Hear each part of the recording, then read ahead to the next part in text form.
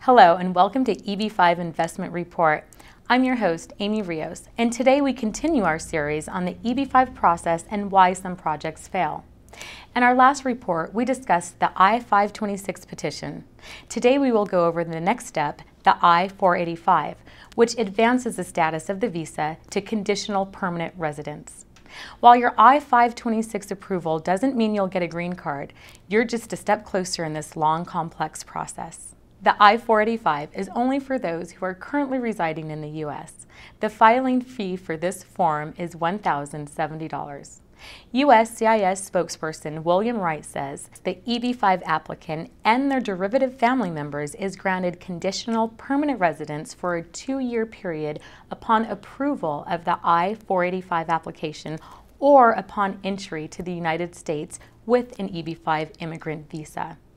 There are many forms within the I-485 that must be filled out, including a biometric information sheet and a medical exam signed and sealed by a designated physician. You may also be interviewed at this stage. Many of the same requirements from the I-526 are mandated, so you should already have what you need, like birth certificates, tax returns, criminal arrest records, whether charges were filed or not.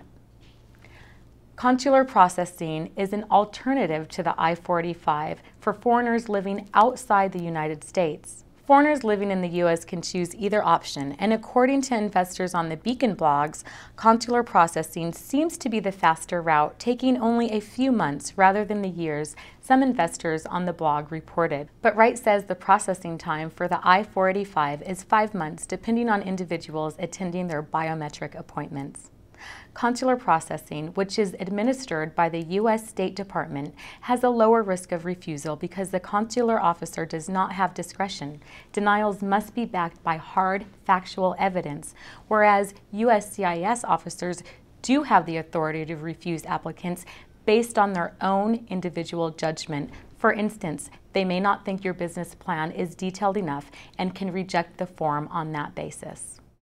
Like the I-526, you must be sure to do your due diligence and include all the necessary documents the petition requires. There are many resources available, including advisors, immigration attorneys, and the USCIS website, which provides tips to help guide you through the forms. Next time we will discuss the I-829, the third and final petition, before we investigate why some regional centers fail, never giving investors a chance at I-829 approval and a green card. I'm your host, Aimee Rios, and I want to thank you for watching EB-5 Investment Report.